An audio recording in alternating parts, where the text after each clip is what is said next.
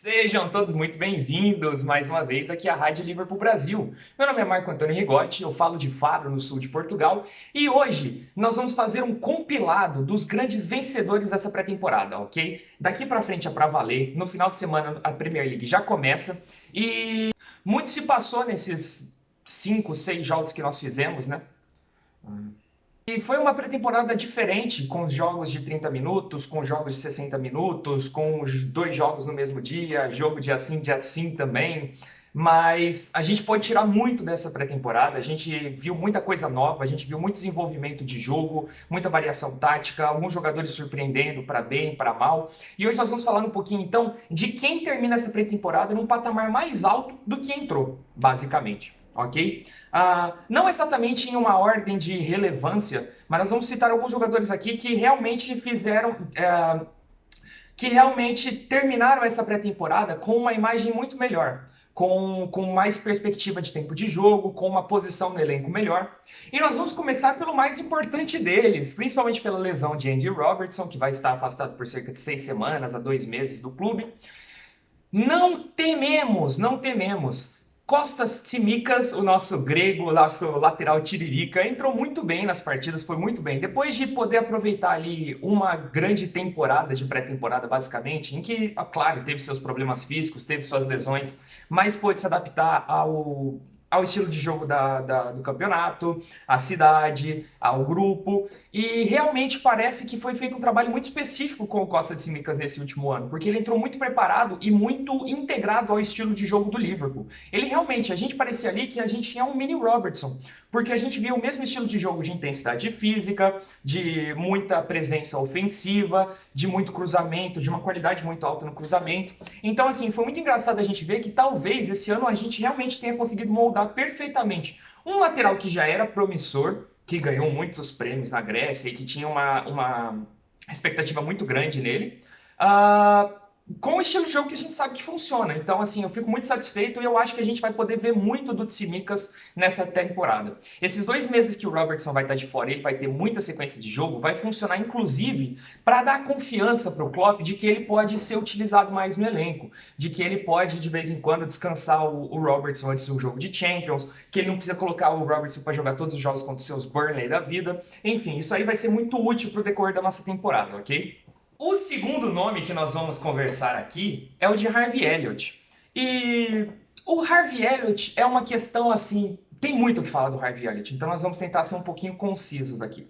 Para começar, o Harvey Elliott para mim era uma opção muito plausível na ponta direita, ok? Principalmente porque ele oferecia um tipo de jogo diferente da do Salah. Enquanto o Salah era um ponta direita mais ofensivo na questão de finalizar jogadas, de entrar na área, e usar velocidade, o Harvey Elliott talvez ofereça algo mais parecido com o Shaqiri, numa qualidade técnica ali num passe, num lançamento maior, um drible muito bom, 1 contra 1, mas não seja assim aquele jogador tão direto para o gol. Não tem a finalidade de finalizar a jogada, né? Ele constrói a jogada.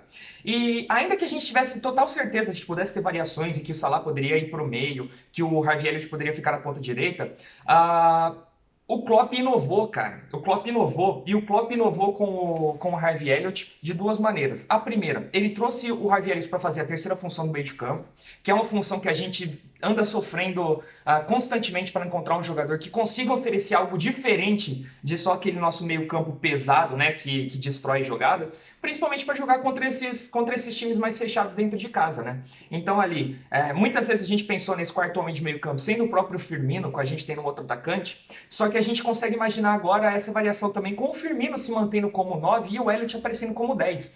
Porque, nas palavras do próprio Klopp, né, nós ganhamos uma opção no meio de campo. Ele já sabia quão bom o Harvey Elliott é na ponta direita, o que ele pode oferecer. E ele quis fazer esse teste, ele arriscou alto com o Harvey Elliott, porque ele poderia ali não oferecer o que se esperava e ter perdido um período de adaptação muito bom na ponta direita.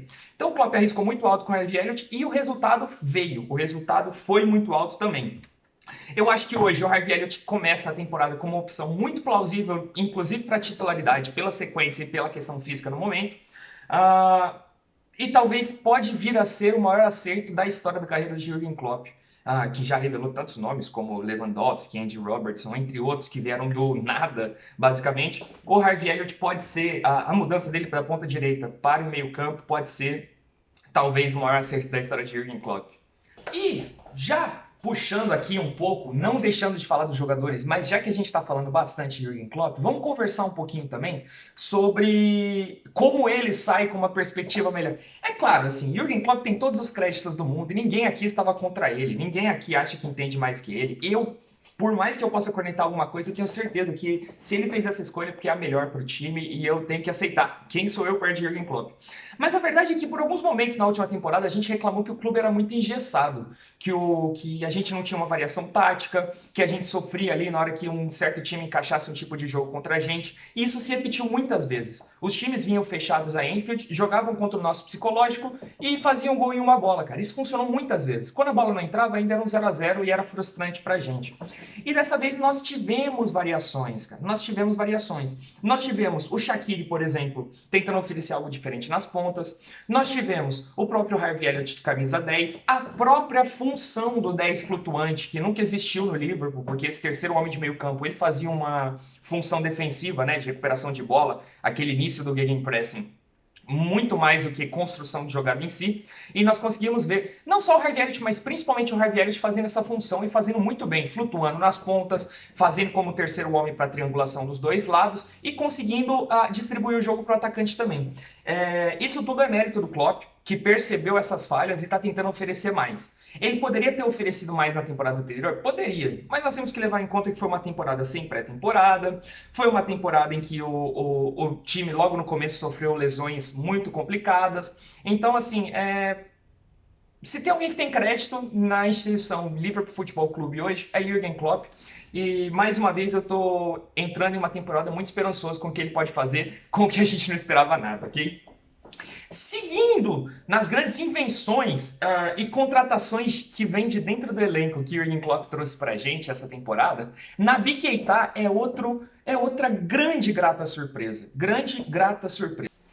Porque a verdade é o seguinte, o potencial de Naby Keita sempre existiu e não foi por acaso que ele já foi considerado a principal contratação da era Klopp, ok? A expectativa dele sempre foi muito alta e o que ele ofereceu no Leipzig encaixava muito no estilo de jogo do Liverpool. Uma explosão, controle de bola, distribuição, força física, maravilhoso. Só que ele nunca conseguiu ter a sequência e oferecer a mesma coisa na Premier League.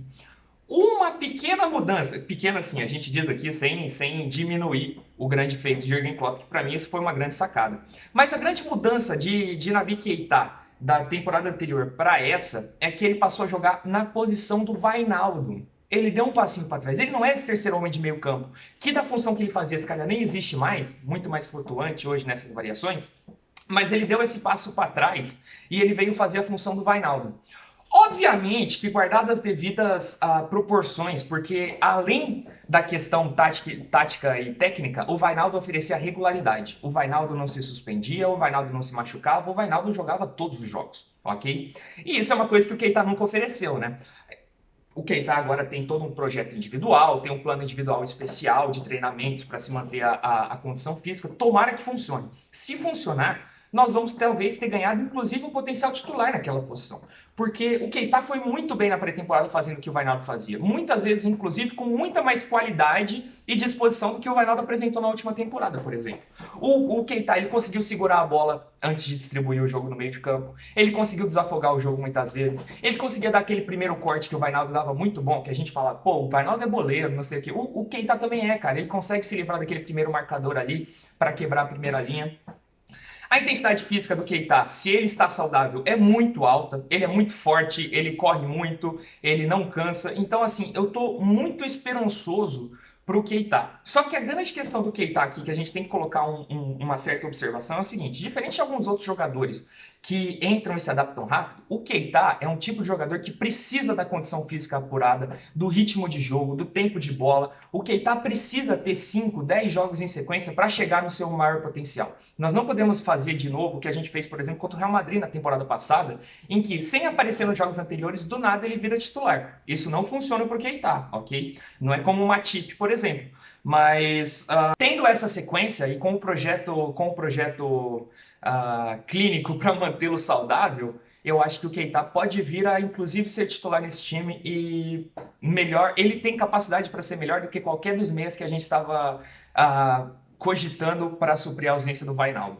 E para fechar a lista de grandes surpresas positivas dessa pré-temporada, a gente não pode deixar de citar ele, sim, Takumi Minamino. Takumi Minamino fez uma belíssima pré-temporada. Ele superou todas as expectativas, ele entregou um futebol dinâmico, ele respondeu muito mais rápido às jogadas, que é uma grande questão na Premier League. O jogador que vem de outra liga, ele precisa se adaptar ao tempo de jogo da Premier League, que é diferente, é mais rápido. E a gente viu durante muitos momentos, ainda que contra times não da Premier League, a gente viu esse toque mais rápido, essa leitura mais rápida de jogo do Minamino, e inclusive a flutuação, a percepção de onde se está no campo, aonde a jogada vai acontecer.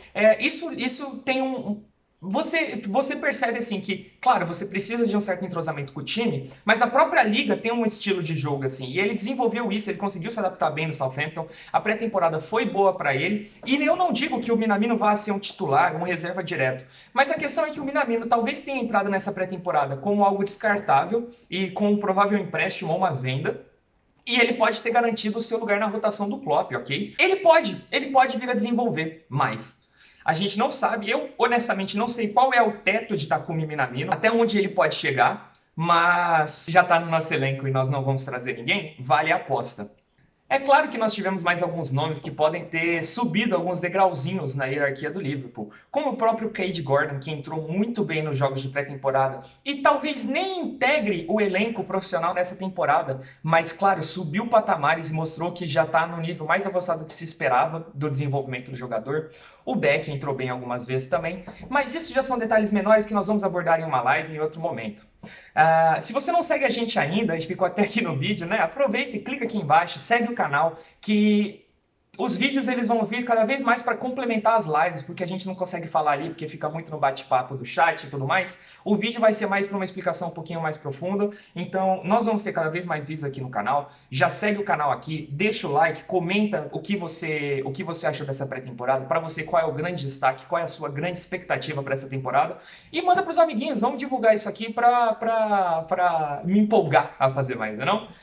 Muito obrigado a quem esteve acompanhando até aqui. Um bom jogo para nós no final de semana e até a próxima!